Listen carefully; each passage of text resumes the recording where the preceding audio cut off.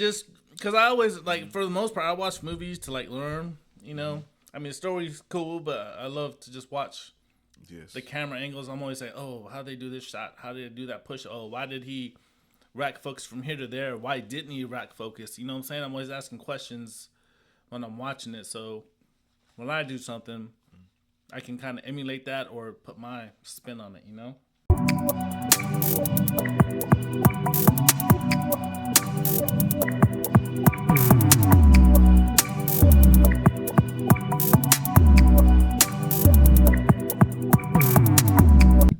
Being in any facet of business, so yeah, you definitely understand. Sometimes you got to compromise your time to create time for other things. But yeah, that's all understood here for sure. Check. The place is here. The time is now. You are tuned into the lunch table. You got your boy Savo in the building. I have a special guest blessing as well. Man, this man he has been involved in a lot of things that you have seen, a lot of things that you're gonna see, a lot of things that is foreseen in the future, man. This man has his footprint as far as Pensacola content, Florida content in general, and I foresee a lot of big things for this man. Do you mind introducing yourself for the people that don't already see who's sitting next to me? Oh yeah, my name is Shawn YABUI with YABUI Media. Do photography, videography, cinematography, direct movies. And that's it, man. I just hit the button on the camera and let it do its thing. Set up some lights and record some audio. That's what I do. And yeah, on the surface, yes, that. But it's more to that. Correct me if I'm wrong, because I feel like I have somewhat of a director's mindset as well. Is it before you even click play or click record on that camera?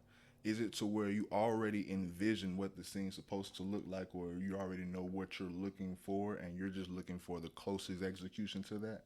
Yeah, especially when I'm doing movies, pre-production is probably the biggest part of it. Doing that preparation, so when you do get on set, you kind of know what kind of shots you're gonna get, and and then pretty much while I'm shooting, I already have like a style of edit or how I'm gonna capture it or manipulate it in post. So yeah, definitely. And definitely, like I say, with experience and with trial and error and everything, you have those, you can say, presets or shortcuts that you already know that what you're gonna do in post is to make the job easier that you don't have initially. Like, correct me if I'm wrong, but that's what I'm learning along the way. Yeah, I just have a workflow. I just I mean, basically, just make sure the lighting's right and the sound is right, especially that sound. That's like the key. If I get the sound right, everything else can work itself out. But if you don't capture that sound right, then you're done. Right. Yeah. We got Mr. Shawn YABUI in the building, man. We're gonna start from the very, very top, man. Let's dive into your background, your upbringing, man. How did you get here? Born in Las Vegas, Air Force brat. Lived in Guam, California, Delaware. Moved to Florida in 1992. Went to high school, graduated from Niceville High School. Then I went to Florida State. And then just bounced back and forth. Got married a few times and had some kids. I was in sales. I was in the corporate offices. I was working in retail. And then I was in working over the phones. And then someone said, hey, can you help me with my podcast? I didn't want to call it podcast back then. It was just, can you help me with my show? And then I got a camera just like that one that you have right there, and started, and there you go. I got hooked. Well, damn, it was a good segue into a couple of questions. We're gonna start. I was gonna ask what was your first camera, but you had a Vivixen? No, I mean something similar. It's a similar camcorder. I think it was a JVC. Okay. But similar model. So of course, I still have that camera. Nothing wrong with that camera. The max is 1080p, and of course we're way past that. But beyond that, this bitch and the programs along with it, most of them can only still handle 1080p. That's all you need for like podcasts and stuff. I mean, I shoot in 1080 when I do my podcasts and everything. So that's more than sufficient because you don't want to bog down your internet. Trying to stream 4K. So. That was a later conversation, but fuck it. Okay. Literally, but even though, like I said, with experience and hands-on experience that I have, of course, I know the majority of the answers to these questions. But can you give some advice on people that are filming short films, podcasts, vlogs, and they have these high-powered, high-quality devices that shoot these 4K 60 frame 180 frame videos, but then it's a nuisance trying to upload it and edit it. What's some advice you can give to those people? Buy a Mac. At least get an M1 chip, and then you should be good to go. So you don't have to buy the latest and greatest. Like if you get like an M4 Mac Mini, 400 right now it's on sale for like $450. I need to get that shit. Yeah, $450. Buy your screen for $200, and you're in there. Those M4s, you can run 8K, 4K. You can go surpass anything that I'm doing. So Thank you. Mac Mini M4, it's on sale right now everywhere. It's always on sale, and you can have that for like 10 years. That'll last you because the MacBook I have is just an M1 Pro, and I've been editing on that since like 2020. So. I started on an old iMac and then I went to HP laptops and things, but yeah, definitely. What I learned is your actual internet connection or whatever your Wi-Fi or whatever how wired you are with the internet matters too as well. But as far as you going into your background and your upbringing, I was listening. I was like, not to say we're parallel, but as far as just the starts to your just origin, as far as filmmaking and just cinematography and everything. You didn't go to school for any of this. You literally just learned it all hands on with help of another project. Yeah, University of YouTube, and then, I mean, the main thing is just to shoot, bro. Like, don't procrastinate. If you want to do it, just do it. Just fail a lot of times. That's how I learned. I just kept shooting and shooting. I didn't have the cameras that they had now. My camera didn't have autofocus. I was using Final Cut. I was shooting one on the one before that, but it was terrible. I mean, we didn't have all the technology that you have right now. I didn't have AI. Like right now is the best time if you want to do something like this. Like right now, they have all the tools. It's so easy to jump into this. Like right now. Thus far, like I said, I've been doing this for years. I have a lot of content, and like I said, I know with the devices, not necessarily say I'm limited or I'm saying I'm limited to anything, but I've been able to get by with, of course, that camera, this atmosphere, this computer. I get by with Clipchamp right now as far as this editing, the video software. Very, very simple. I grew up on Movie Maker, middle school. I grew up on the simple things. iMovie is what I use. iMovie. So I started doing that when I used to do on my iPad and shit. Yeah, iMovie was the thing. But I feel like iMovie isn't free enough. No, not at all. I probably edited my first like couple hundred videos on iMovie. It's terrible, but that's how I learned. And then I moved to Final Cut. But back then, MacBooks were really slow, so it took forever to render out. So yeah, right now, just the technology is incredible. So there's no excuse right now not to jump into it. And exactly, and what I was getting ready to ask, what you just said, the technology today is so advanced and it's so convenient. You think I should just go ahead and update? Definitely update your Mac, but I mean, or either update your Mac or just get an updated iPhone. Yeah. Because I just did a movie challenge for my podcast with Calvo, and we shot like a short film with it, and I did it like in 6 hours. So, go ahead. Any new iPhone or new Android phone will more than suffice, for anything. And like I say, you're perfect because you're segueing into other points that I have. I was gonna get into, of course, shooting on cameras. We have high quality cameras, and within these devices, our cell phones, we have high quality cameras within our phones to the point where most people are buying certain phones based on the camera quality nowadays. So it's been like that for the past 10, 15 years as far as my reference. What I was gonna say is, in your opinion, as far as camera quality, just convenience, usage, just fluidity, everything, which phone has the best camera in your opinion today? I mean, they're all good, bro. Just I like using iPhones because it's easy, and also there's this app called the Blackmagic app. And it just lets you use your iPhone just like I would use my regular camera. Everything's a manual, so if you can learn to shoot in manual and learn how to adjust the ISO and the aperture and the shutter and set that and lock those in, you'll be fine. So that's why I like using an iPhone. If I had an Android, if they had the app for it, I think Blackmagic is on Android right now, so you can do the same thing. So there's no, really doesn't matter about which camera you have. You know, focus on like the audio. So you have your setup here. You got these two mics. You got that preamp there. Sounds crispy. That's all you need. And then you have your lighting. You know, so I think I would focus on investing in lighting and sound as opposed to a camera. Of course, get a good camera the best you can, but lighting and sound's like a lot more important. No, I can agree. I can agree. And like I said, going back, we're going hopping back and forth, but I'm adding on towards your segues because they're segues into actual valid points that I have, and I don't want to revisit them later when we could have, you know what I'm saying? But going back to your start, you mentioned that this all started with you just coming on board and helping another friend, another associate or whatever. But did you ever have aspirations of this? No, not at all. I was just chilling. I was just a father. I had 2 kids at the time. And then I had bought a camcorder to like shoot them at home. And then someone just asked me to help them, and it just took off from there. That was like 12 years ago, 13 years ago, something like that. Damn, that's what's up. Shit, I remember doing the commercials in school and shit. But do you remember your first film? Like first music video or first like film?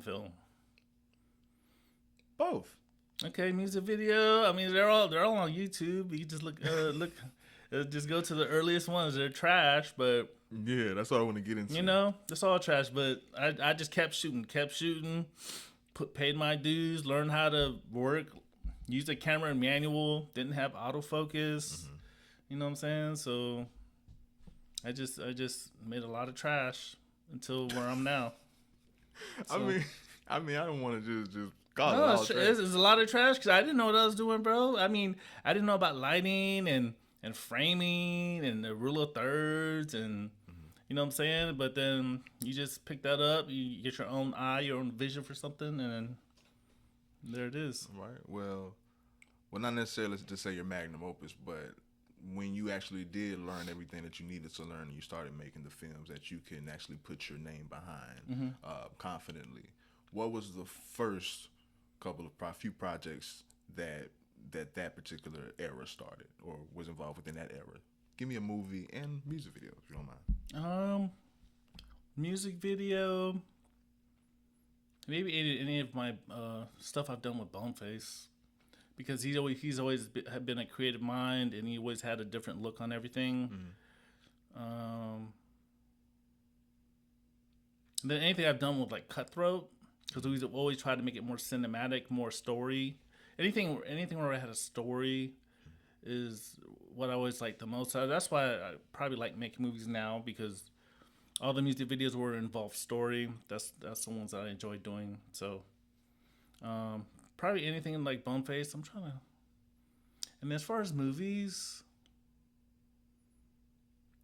probably a couple of weddings that I've done. Like I done one for LD, and that was more like a story. Doing that, and then I guess Sacred, the second Sacred. You guys haven't seen the first Sacred. That's on DVD somewhere, but probably the second Sacred with Rico is where I really like. Oh, I can actually do this movie thing. So you telling me Sacred 2 is already done? No. We did a first Sacred. Oh. Okay, and we had other premieres and everything, but then we redid it. Oh. So the one you see like on Tubi cut. and everything, it was like different actors. We just redid it. So he added more scenes into it. So, and then we actually had a budget, you know. So the one that you see like on Tubi or whatever, that's the second Sacred. But it's the same kind of storyline. It's just more developed. We kind of classify it into the quote unquote the director's cut, or you can say. Yeah, not like, because the first one was kind of like we're just getting our feet wet pretty much. So we did it. And I'm like, oh, okay. We had to change a lot of things. I upgraded my camera at the time. And so by the time we hit second sacred, then Oh, so a full on reshoot and redo of Oh yeah, this. yeah. Okay, Just so yeah, no, different, no, okay, different, no, yeah, never mind. different actors, and for the same for the same characters, that type of thing. Yeah, never mind. That's totally different than a director's cut. That's yeah, you redid the whole And we just thing. reshot the whole Yeah. thing. 'Cause we had a budget. We actually had locations. The first second, we just shot like at one location. What I was gonna ask. Well, shout out to El Rico. Shout out to Circuit. Everybody, go stream that. But I was gonna ask, when it comes to quote unquote director's cut, is it when it comes to the director and opposed to what the consumers see? Of course, the consumers see the final product or the product that you all or the production chooses to send out to the masses. But when it comes to the director and you know what all content is involved that went within this, is it is it any situation to where, well, for one, in your case, is it always a quote unquote director's cut that we don't see, and two, is it situations to where it's like, yeah, we shot it this way, but y'all don't know, I could make this movie like 4, 5 different ways if I really, really wanted to.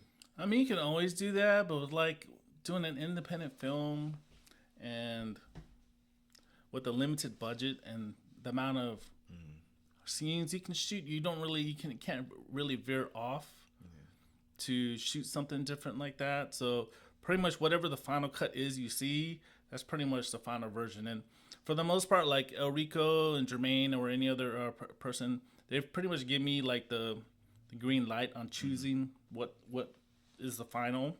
We'll compromise but for the most part, they kind of let me do my thing to have the flow and the pacing of the edit. So that's pretty much whatever you see is pretty much uh, what I choose is the best take. Now the best take may not be a good take, but we have to find out solutions to make the story flow. You know what I'm saying?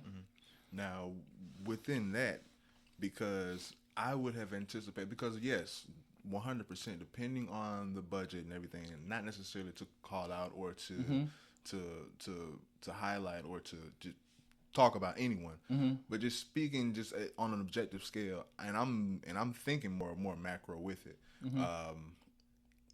Could that be kind of hindering, or can you give some pros and cons on not having that extra content and having to work with what you have per se, opposed to we just saw what they did with Kill Bill. You know what I'm saying? Like y'all, like they had that, and you know what I'm saying? No, no. I mean, of course we have, but like we just gotta just go with whatever is gonna execute the story the best. And there's always different options. But like a lot of those movies, there's like whole scenes we just cut out. You know what I'm saying? Because it just didn't work, or and we always do different takes, but we always take the best one. So. I mean, we would have to like have more budget to like, hey, I want to shoot it this certain way. Normally if we're like we're gonna pivot, because there's always with an independent film, there's always gonna like be an issue. Something's gonna fall through, location's gonna fall through, actor doesn't show up that day for, and then you always have to pivot. So every time we pivot, we compromise and do that pivot, and it's in the film. You know what I'm saying? So yeah, I haven't had the opportunity to shoot extra because we're such on a limited time constraint and budget. It's just we can't just be like, hey, let's do this. Because normally if we do, hey, let's do this, it's in the film. So it's already like the director's cut that you see, or YABUI's cut, because it's pretty much we're gonna do something that's gonna fit the flow of the story.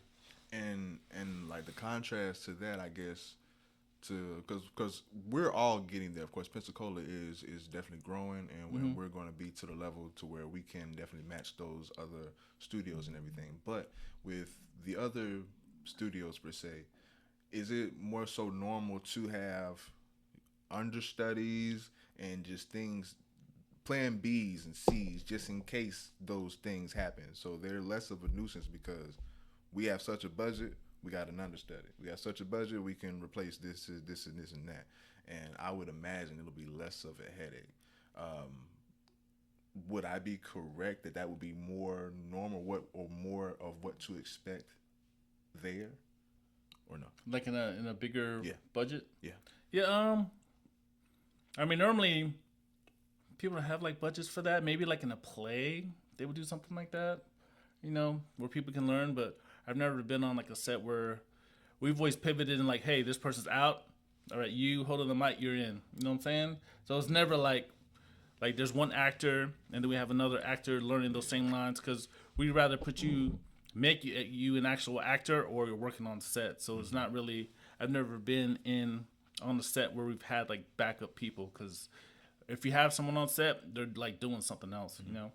And yeah, that's just a digress question from the outside looking in, something that I wanted and I had no clue about. But that stuff happens all the time, bro. People don't show up. They show up late. They change their mind. That happens like all the time. Movies, music videos. But then you just, you're always finding solutions on these independent films because something always happens. No, for sure. Let's veer off veer off, but still stay on what we're talking about and talk about just a director's eye. Just give some pros and cons on a director's eye. Uh, an actor sees it one way, of course. A writer can see it another way. But a director's eye, you like say, you already have an anticipated execution, quote unquote, per se. But can you speak on some pros and cons of a director's eye? Some things that may kind of make the job not so appealing, and vice versa. Do you have some examples for that? As far as, well, doing Color Cavalry, that was like really my first like feature like as a director.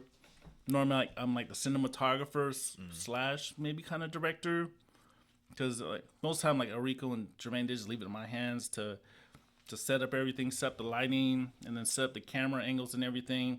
Then also get the best from the actor themselves. But we normally like kind of collaborate on that portion of it.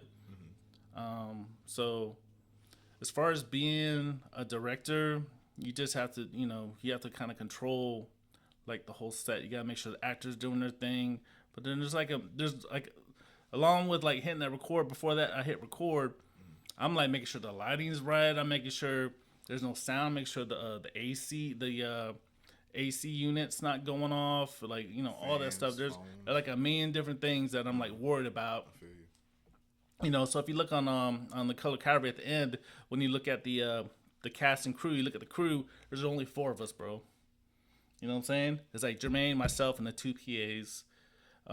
So like yeah, we were because I like my sound, my boom, I had it like on a C stand, doing that. So I'm like watching over there. I'm telling like Jennifer, one of our producers, to hit the button on there, and then there's just like a million things to like worry about, along with the actor has to perform. So yeah, just being a director is you just have so much more responsibility, in trying to get the film, where you want it. Going back to for one, y'all, The Color Cavalry is a dope movie. It's gonna be a second showing. Do you know the date? Yeah, December 19th at 12:16 at 9 p.m. Yeah, make sure y'all show out. Definitely support that. Going back to what you said a few minutes ago, as far as in reference to you working, your music videos, and shout out to Boneface. You say you like working with Boneface because of his creative vision. Who are some other individuals that are similar like that, and you always love working with them because you know they're gonna bring something creative? I do Casa Course. He's from New Jersey, but he's here. He's here. Man.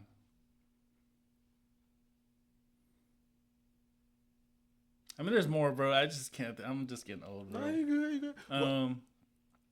I have another question if you would like. Big Bone. When he's feeling like it and he wants to be creative, he's great to work with. Sometimes we just be like, hey, I'm gonna pull up, let's do something. But when he wants to be creative, Big Bone. So everybody, J Ski, Free J Ski 326. Sure. Love working with him. He's always thinking ahead of the game. So yeah, those 3 guys right there. I mean, there's more, but those 3 guys pretty much.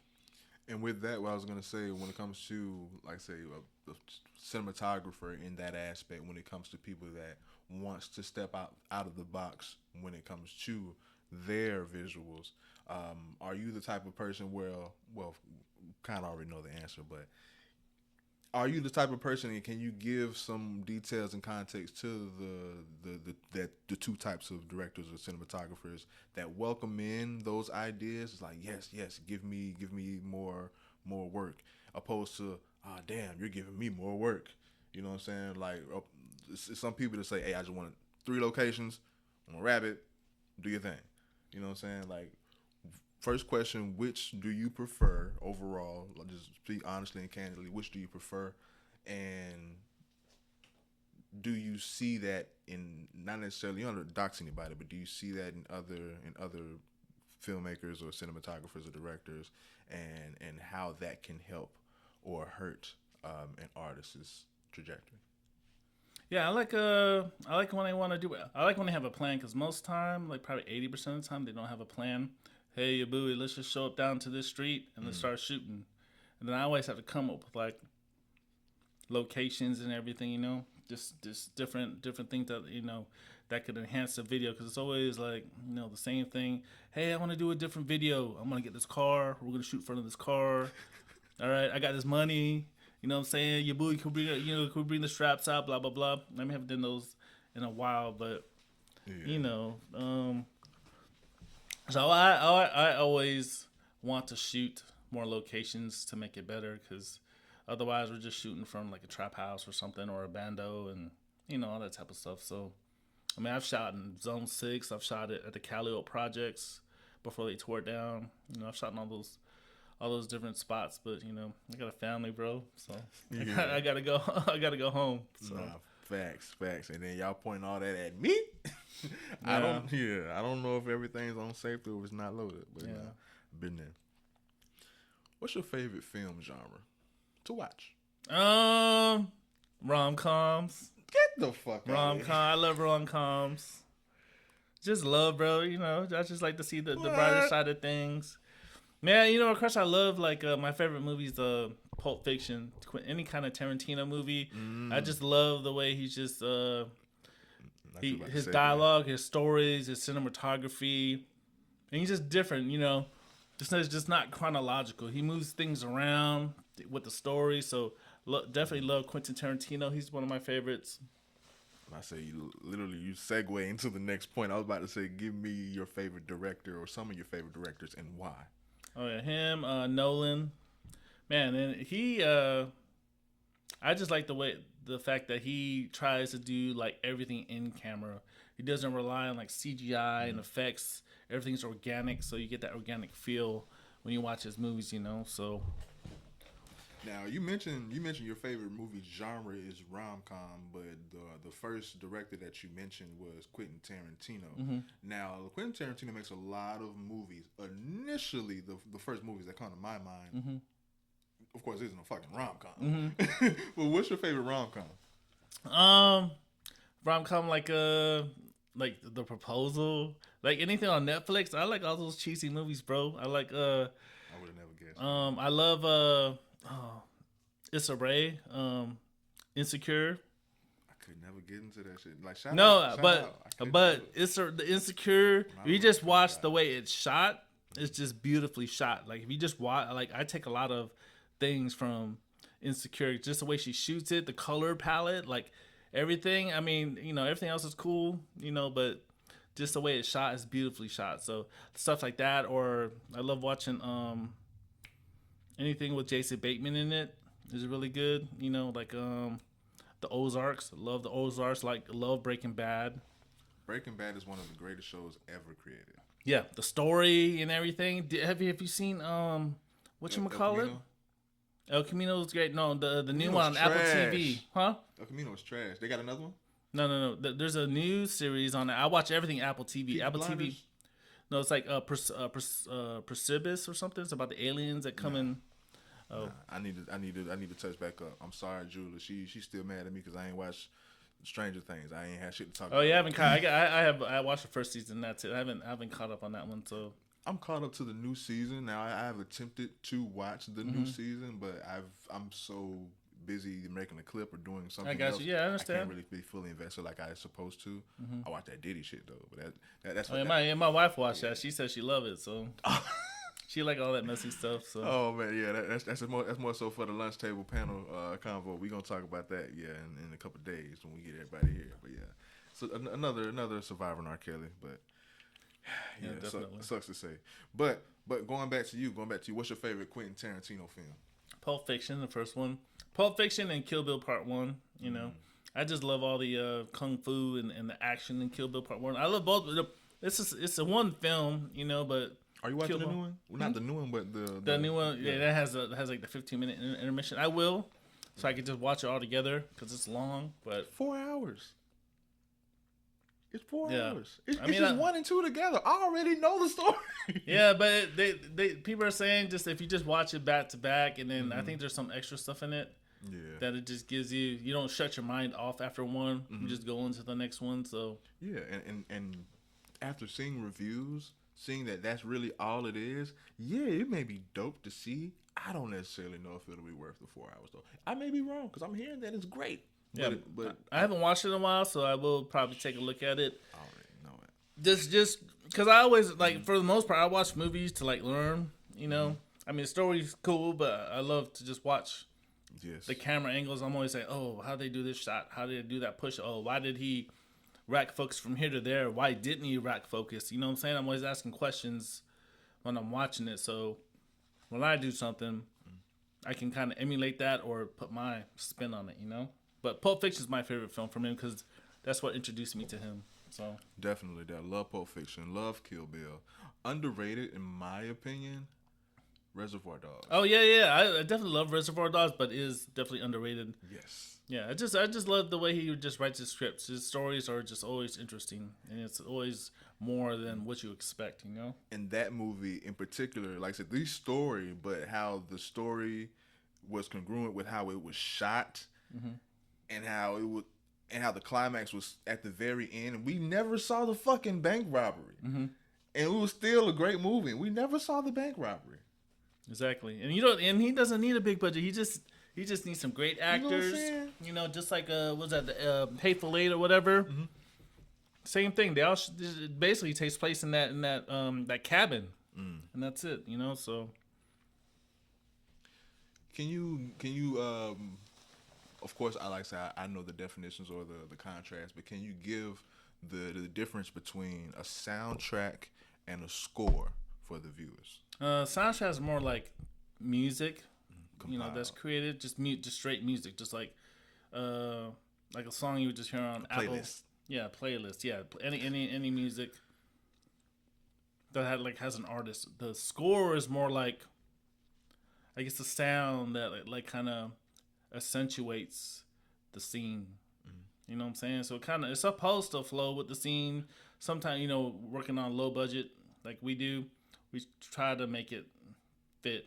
But with the advent of AI, now we can create our own scores and soundtracks without really,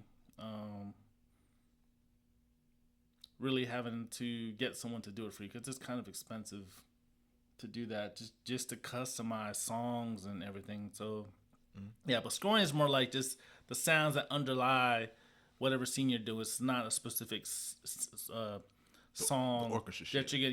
Yeah, it's like orchestra stuff. Any little sound, you know, like little piano, you know, but it's not like an actual song. But that with like shit's lyrics so- and everything. Yeah, go ahead. Like I say, it's so like I say simple. Not to call it small or simple or anything minuscule, but it's something that's so simple, but it's so big, man. And Oh, it's so very important. big. Yeah, it'll drive, especially when the acting is just not there altogether. So if you add that little score, it'll push it over the top. It'll make something very emotional. Great So, segue.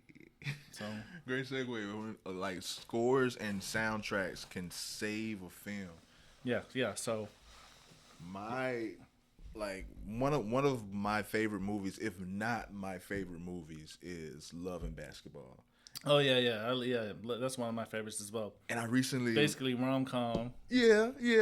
Me talking all that shit. My favorite movies are rom-com. I mean, it's not really comedy, but it's a love story. So you know, so What I was gonna say was, like, as far as going back and actually fully dissecting and analyzing that story, it wasn't a great story. It wasn't a great this and that. But what drove me in, for one, subjectively, I love it. But on an objective scale, what what makes me spearhead it as my favorite is the fucking soundtrack. Oh yeah. Especially when he's in the party there and they're playing Guy, like Come on, it's like a period piece. They all the music from Every that time. scene had the perfect song to Yeah, it. that's where I grew up. And then they play that Maxwell song where they're about to Candy Girl at the beginning, like exactly everything. all of it. Yeah, the Maxwell and the Love, like every song in that movie was placed perfect for that scene, and it enhanced it so much to where it was such a feel good film to me. Yeah, it's like a period piece, bro, because you start reminiscing about how you felt when you heard the song. So when you see something like that's being played on the screen, and then you have your old feelings when you actually heard the song in real life, like. That adds a lot more to that film. So yeah, you're right. That definitely made that film. The soundtrack did. Yeah. People say what they want about the film and everything, and I discovered that in a recent debate, like defending it, because it's not a great love story, but damn it, that soundtrack. But what is? Let's see. Okay, in your opinion, what's the best film ever shot?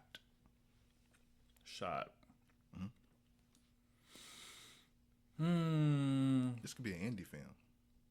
Probably something like Shawshank Redemption. Shot great. Didn't do too good at the box office, but it's just classic. Just the way they I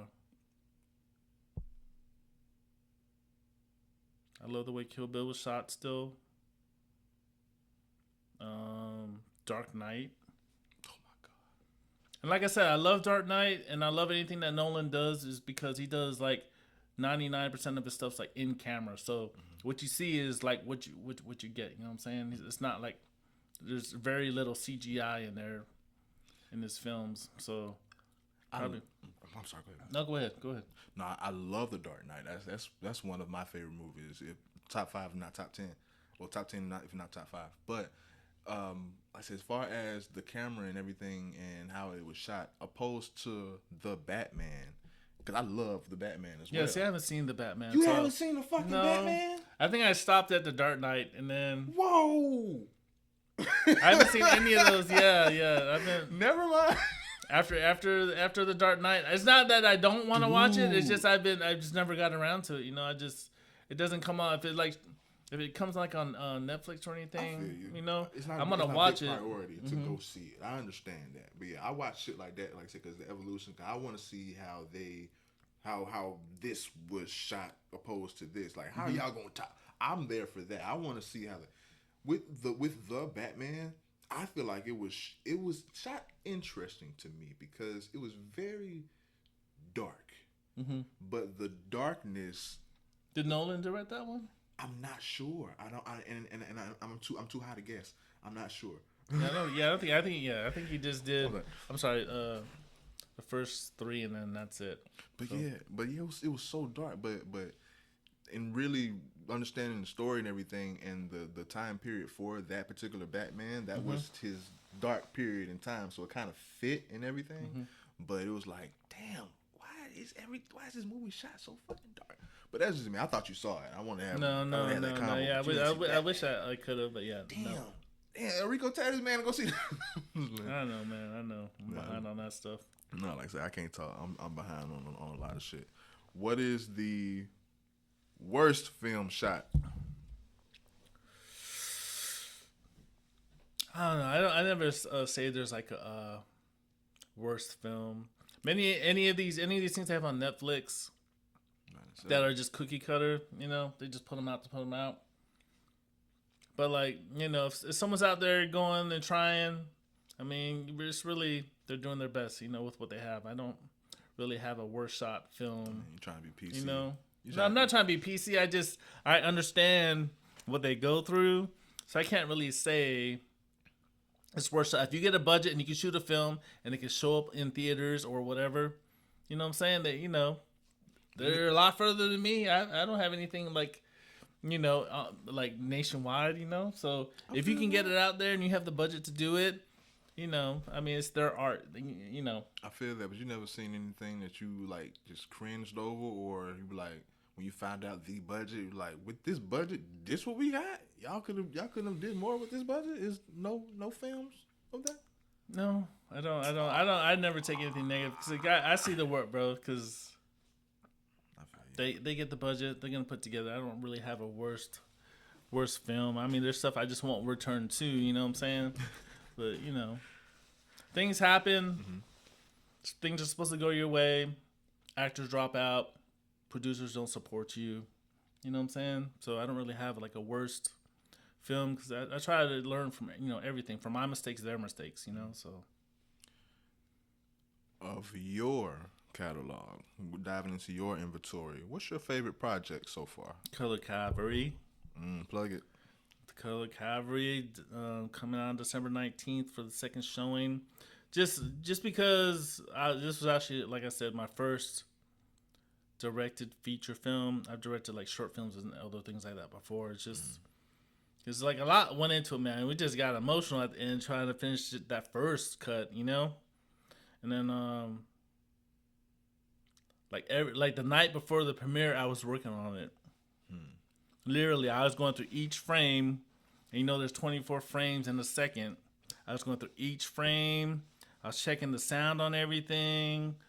So that's my best because everything came together, like the sound, the acting, the story, the audio. I was trying to work on my auto. I'm still working on my mixing on my audio, but I'm getting better and better with that. That's always what I want to work on each film, just to get that audio crispy. Because like a lot of the times, like one scene when we had the boom up, the house wasn't, the electrical wasn't insulated, so you hear just like the whole time, bro. So like I had to clean that out, and then I had to put back the environmental scenes.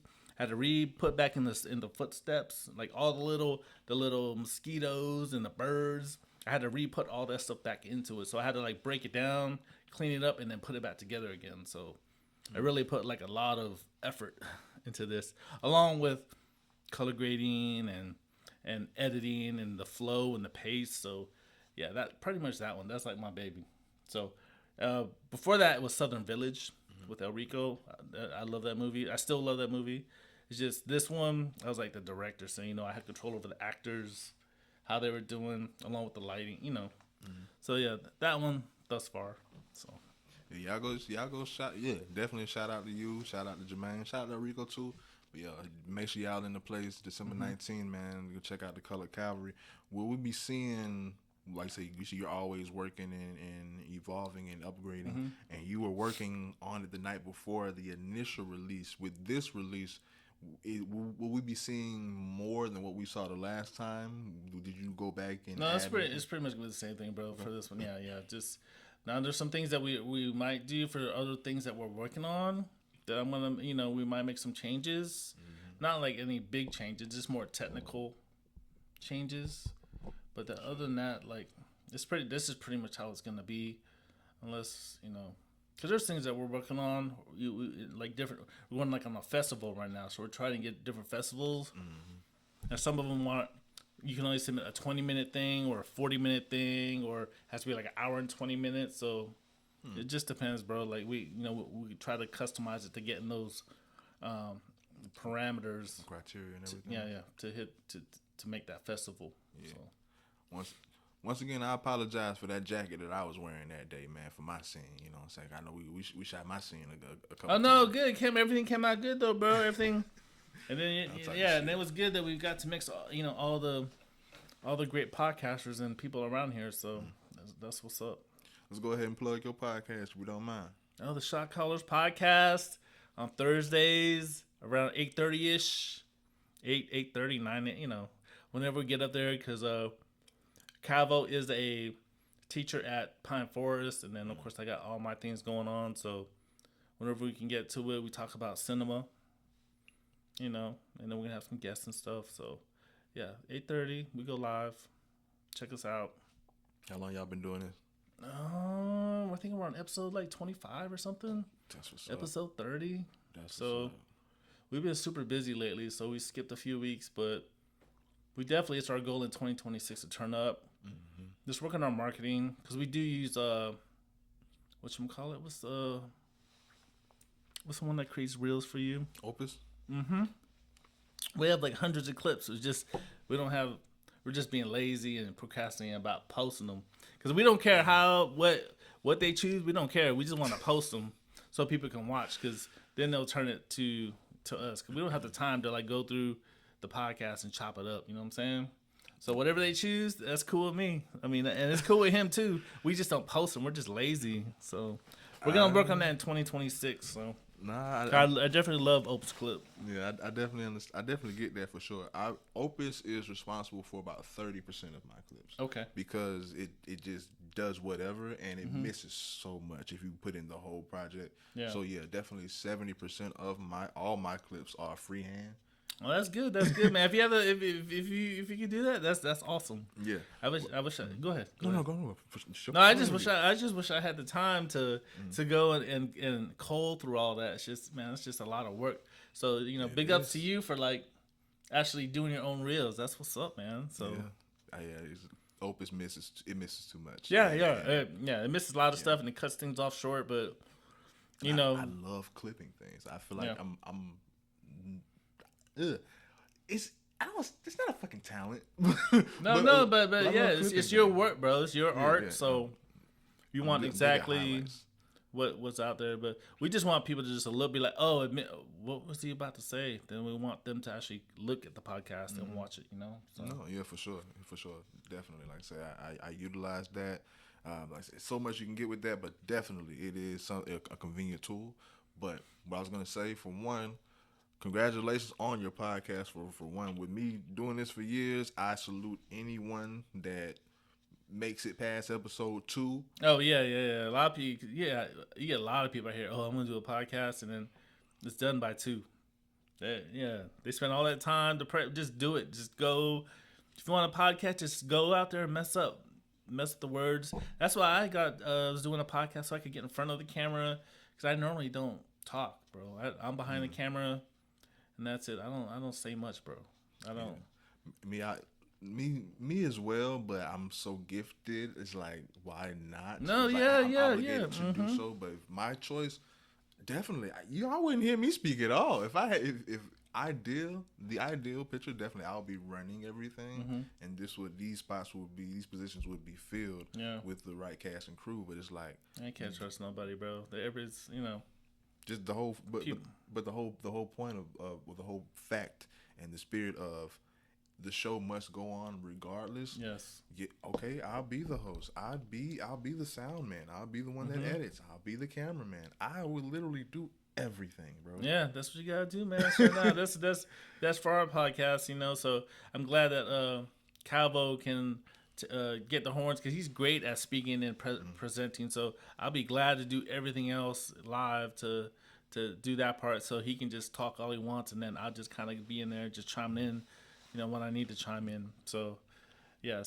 But yeah, you just do it all by yourself though. That's a whole different level right there. So, and mind you, like with under my network, I do have different shows and different podcasts. I have co-hosts and people that come aboard and give me a person to have a conversation with for sure. But you see what it is. Yeah, you see what it is. But the question I have for you, of course, being past episode 2, you say you on 25 and something like that, and more to go, and more to go. Give some, you kind of already did, but officially, can you give some pros and cons for the people, pros and cons mixed with advice on having and sustaining a podcast and what it actually means?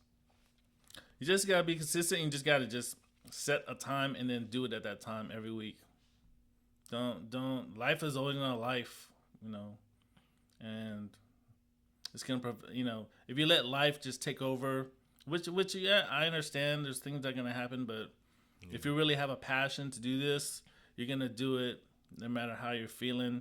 You're gonna do it when you're not feeling like it, because Calvo and I, we'd be like, man, we don't feel like doing anything, but let's just go and knock it out, because we agreed that we're gonna come and be consistent. So being consistent, and then never rely on your gear. Your iPhone can shoot the podcast very well. All you have to do is just buy like a one of those DJI mics, and you can clip it to the bottom, and you have a podcast. You know what I'm saying? No, for sure. So there's never an excuse on gear, and there's never an excuse on not doing it. You can always if it's better for you, just record like 4 or 5 podcasts in a week, and then just let that ride. There's never not an excuse not to do it. It's just to be consistent and just start like yesterday. Like, Don't for wait till real. tomorrow. That's already too late. So Facts. yeah, you can prep, but just Oh my God. I Big mean, emphasis on what you just said. Don't start tomorrow. Don't come to me with shit that I'm gonna do this. My bad. Go ahead. yeah, just do it right now. Like it's just mess up right now because no one's gonna watch those first few podcasts anyways. So by the time you get to the 5th, 6th, 10th episode, then you'll be good to go. No one's gonna watch your first. People think their first episode is gonna be Joe Rogan, No. and when it's not, they quit. Yeah, like Stop wasting my time. Stop wasting your time. Stop wasting our time. yeah, just do it. Just get your You feet don't even wet. know- Get you your don't even know what this 10,000 hours in. You know. Bro, like y'all don't even know what this is, bro. Like just piggybacking off of everything that you said. Yes, all it is just consistency and whatever the circumstances is, bro. The content is the priority. The content is the focus. I've seen a lot of, for one, to what you just said, regardless of you even wanting to do it, bro. I've been doing this for 8 years now. I legitimately wanted to do about 30% of my content. I don't care to be outside. I don't care to be around people. I don't care to talk to people. But bro, I do what I got. Like, it's no excuse, bro. If I chose this goal, I chose this lane, I chose this mission, bro. I gotta do what the fuck I gotta do. I gotta work. This shit is work to me, and I'm damn good at my job, bro. Yeah. Like. You gotta toot your own horn, bro. Like I don't toot my own horn It ain't like even enough. that. I should, but you gotta just if that's your talent and God, that's what God gave you. You gotta like. But it share ain't even that. People don't understand that this shit is work. That's what I'm getting at. Yeah. This shit is work. Yeah. It doesn't fucking matter how you feel. It doesn't matter what happened, bro. Are you gonna show up to work or not? If not, there is no job, bro. Yeah. Like it doesn't matter, bro. I don't like. No, like no offense, nobody. Of course, I want to be here right now. Yeah. But for the most part, when most of my content, bro, it's been years to where like R.P. Moby, when Moby was alive, this is why he left me everything, bro. Yeah. And I only came out with just the spirit and the name and just the wherewithal. But it was so many weeks and weeks where I just showed up. I had no guests, nothing to talk about. He just saw me come up and just keep showing up to the studio. Yeah, rest in peace, Moby. I was even to the point where I would do nothing but just DJ for him while he would finish up on his last few heads and shit. I would just DJ, but the fact that I would show up every fucking week, whether I had an episode or something to talk about, or I was just there to where he was like, "I leave you all of this." But I say that to say, bro, like, yes, to everything that you say, bro. I'm seeing so much shit. It's been so many podcasts that start and stop just because people get into it and don't understand what the fuck it is. Too many people start just because they want to see people. They want people to see them in this outfit. Just because they want people to see them glammed up on this throne in this position real quick. Like, fuck this position. Like, I don't care. I don't like, bro. Like, yo. This is gonna be a good interview regardless, and like I say, this is a job, and I'm damn good at my work. Yeah. But if y'all don't understand that this is fucking work, and you saying that you're gonna start a podcast is not cute. It sound cute, but it ain't nothing cute. It ain't like, bro, you're okay. This is a side job. You're gonna cultivate here, but this is something serious, and I'm at a point, and I'm knee deep into it now, where it's like, damn, I'm almost offended at people that just think this shit cute. No, man. Hey, this shit sweet. Cause look, bro, like, say this is like an hour long. You gotta listen to another hour of this later. You gotta listen to the sound. You're like, okay, now you gotta spend another few hours. It's like, hey, this is a good part. I gotta clip this out. Then you gotta spend the time editing that part. Like the work don't stop here. Yeah, man. Yeah, that's what people think. Like the movies. Oh, man. When you shoot a movie, the easiest part is shooting the movie. That's the easiest part. Yeah, this is the easiest part because you're just capturing everything. Then you got to go back there. Yeah, because I'll be up, man, shooting that movie, man. I would be up, like 16. We'd be up 16 hours straight, just shooting. He'd be passed out over there. I'd be editing. Boom. I just like go over, keep going over the little same clip. Oh, did I like it that way? Adjust the sound a little bit. Boom, boom. You know what I'm saying? And like one little 10-second clip will take like 4 hours. You get tired of it. You get so tired. And then you get numb. That's why we had to get focus group to watch it because we were just so invested in what we were seeing that we couldn't. When we make a change, you'd be like, I don't know if this change is gonna. that we had to get other people's eyeballs on it, and they could tell us, oh no, we don't like it this way. This scene maybe it should be over here instead of over there. You know what I'm saying? So it's always good to get critique. You know, when shooting a film podcast, you know, you can. It's always good to get like a second eyeballs or second ears. You know, just to kind of confirm or not confirm what you're thinking. You know, Just me and Mary Jane. Yeah. So It's me and Mary Jane, man. Like I say, when I leave here, I have well, as far as my schedule or how I work, I shoot and then I go to work immediately. yeah. My usual schedule is I tell everyone that comes through this will be up in the morning. Yeah. But spoiler alert, this is Sunday. Tomorrow, even though this interview that I'm going to release tomorrow was shot a week ago, off of respect, Evil G gonna be uploaded. Oh, Evil G! I love that guy, man. He's so talented, and he does scoring and he does soundtracks as well. He's killing that. Like we did get him for the first, not for the Sacred that you see on Tubi. He actually scored some of that and did a lot of soundtrack. Yeah. Damn. Okay, so give me some Evil stories G. working with G, man. What is it like working with G? Cause He's just quiet, bro. He's like me. He's Real just quiet quiet, and humble. but he's super. He's the most talented dude, man. Come out of Pensacola, bro. Just all that he does and making his music, and he's just so humble, bro. for sure. Just chill. But you want me to make a masterpiece? Boom, he just kills it, bro. Like you can't f with Evil G, bro. Like that's the dude right there. Definitely the G. GOAT. Shout out to G for sure. But nah, like, you definitely uploaded a lot. Well, unlocked a lot of things with that, man. And to the point where I forgot what I was gonna say before that. But anyway, what's some advice that you would have to? Well, we'll talk about podcast before we get there. Yes, with the podcast, it's work. I'm damn good at my job. For anybody that wants to have a podcast, understand that it's going to be a lot of work. But yes, what I was going to say was you were explaining basically what goes on within the editing and in post, basically. And I was saying I wanted you to get off all of that to add on to that. Yes, the real work starts once this stops.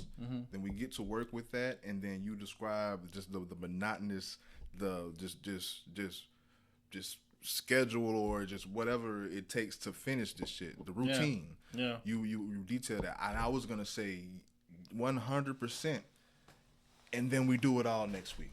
Then you do it all next week, or do it all in a couple days. Exactly. like bro, the amount of work that goes into doing this shit once that stops, bro, like it's very, very consuming. And then you gotta start over, do that with another episode, and then if you in my shoes, I don't just leave an episode behind. Within my clips, you may see a clip of an episode I did a couple months ago. I'm still clipping it. Yeah. So like that's crazy, bro. Salute to you, bro. That's a lot. Yeah. But that's like I'm all right now. I'm all in with this shit. So yeah. No, that's what's up. That's what you gotta be. Just you just gotta be just gotta just live that passion out, bro. You gotta. And with me, the reason why I do it, it's not even a passion. Like I say, it's just what it's my found lane at this point. But in doing that and the level that I want to be considered with, they're not my contemporaries, but of course you got to aim for the moon. Like I see what Joe Rogan is doing. I see what the Shannon Sharps and mind you, all of these people, they all have people that do this shit for them, do the clipping, like they have people that do that. I'm doing all that shit. Yeah. But I see the schedule. I see the amount of clips. I see how they flood the media. I gotta do the same if I want to be a contemporary. Yep.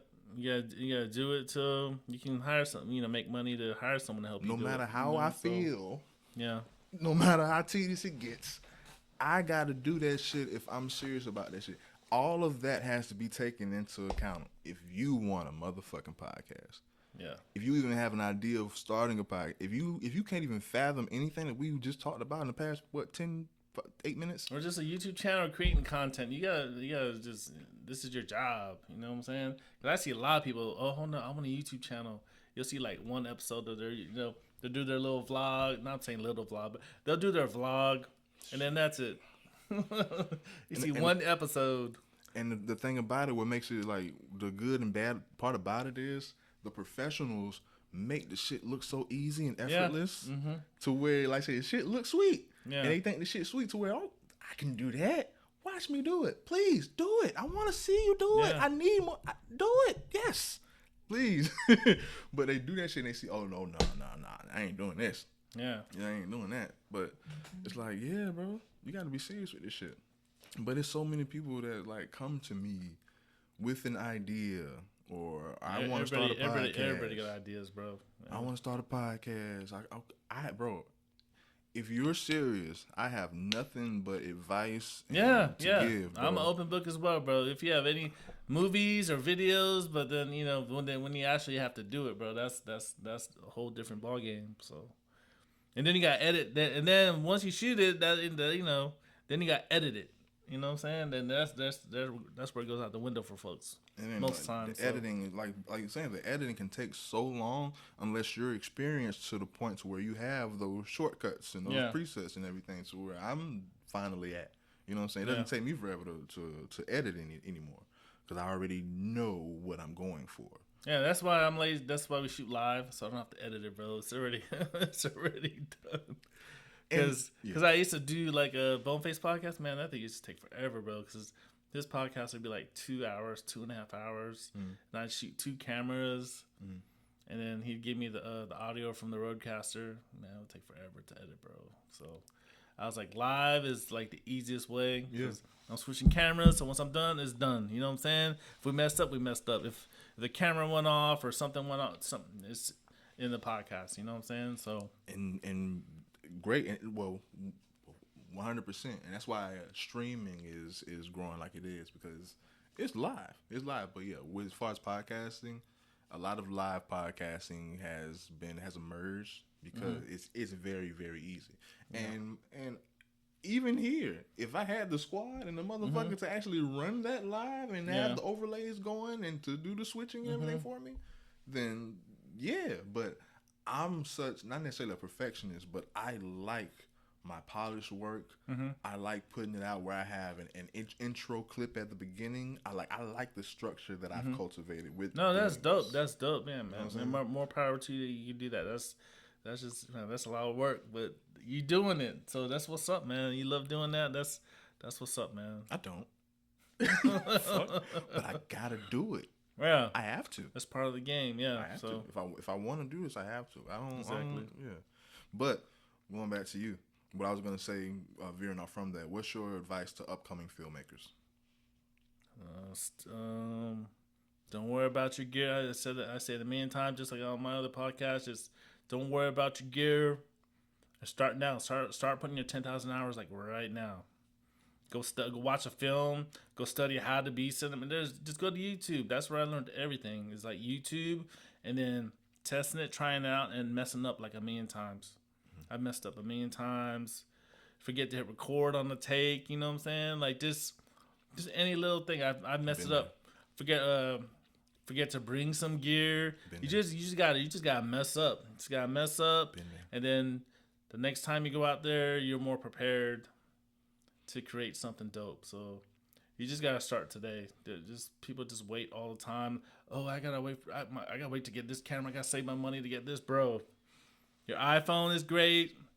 Go buy some lights, get some sound to hook up to it, and that's it. That's all you need. You just gotta start now. People just be trying to prepare for like forever, bro. I see a lot of people just do that. They're like, oh man, I'm about to get this camera. I'm about to get this. I'm gonna get started like in a month or two, and then like 3 years later. I hate hearing that shit. Yeah, so I hate hearing that shit. I want to hear. I shot episode 1. How does this look? How can I improve? Yeah, exactly. Just start right now. People just wait too long all the time. I'm tired of hearing ideas. Respectfully.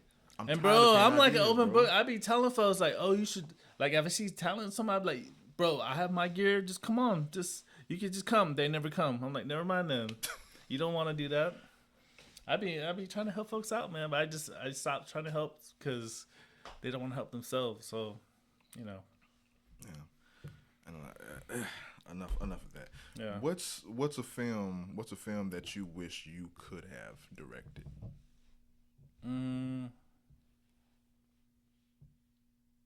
Any film with Denzel in it, because I've worked with actors that have been on set with him, and they say he's just amazing. Just he's the GOAT. So any film that he's been in, you know, American Gangster, Training Day, I heard he just ad-libbed all the best scenes in there.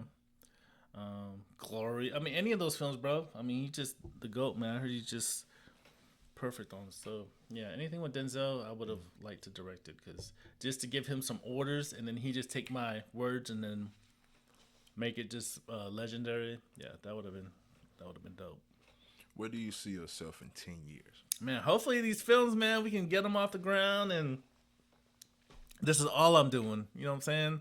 So in 10 years, I'm gonna be pretty old, but yeah, maybe 5 years from now, bro. 10 years, I'll probably be 60. So, Man. Okay, well, 5 years, where do you see yourself in your production? yeah, just elevated from where it is now. Just hopefully doing these films, and you know, well, I was like, what does that look like to you? Because you're doing that now. no, I mean profiting. Okay.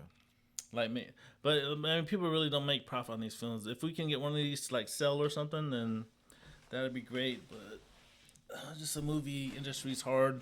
You know, Netflix just bought Warner Brothers and HBO Max and all those things, so things are always changing. So definitely need billions of dollars. But I want to keep doing. I just want to do more of what I'm doing right now as far as film, movies.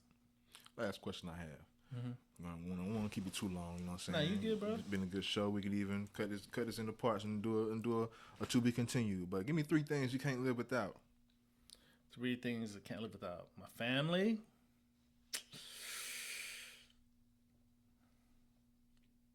my MacBook, and my camera. That's it. Those 3 things. That's what's up.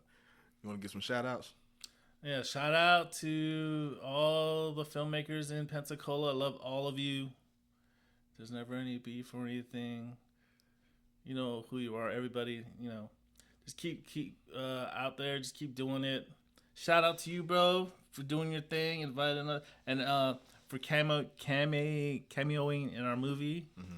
For sure. Color Cavalry. You know, shout out to my wife, Brandy YABUI.